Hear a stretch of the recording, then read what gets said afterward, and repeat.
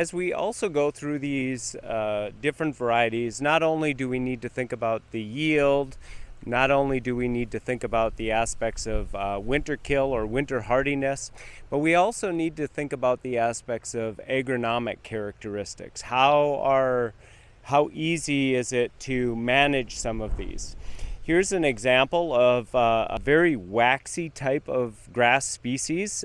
You can actually see the sheen.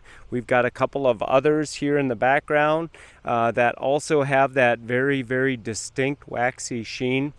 And this typically is a beneficial component in relationship to the overall amount of carbohydrates and waxes that these particular species possess.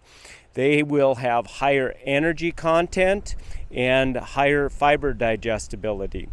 Eric had talked a little bit about its lodging potential, and yes, that's the case.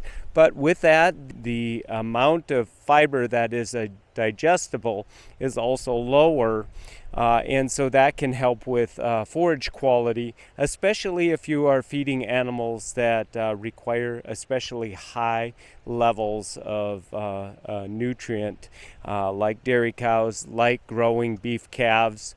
And that lodging potential isn't quite as critical when we are working with animals that are grazing.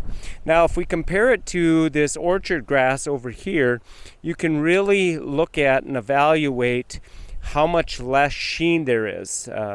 Overall, this is physiologically more mature with the heads, and it's going into reproductive state, comparatively speaking.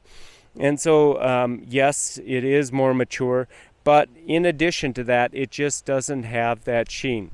Now, that wax actually hinders the dry down process, and so therefore, if we do select a variety such as this that is so waxy, we'll need to take into consideration the potential of having to actually use a wet bale harvesting system or silage system, or strategically selecting it for pasture situations and not for dry hay sort of options.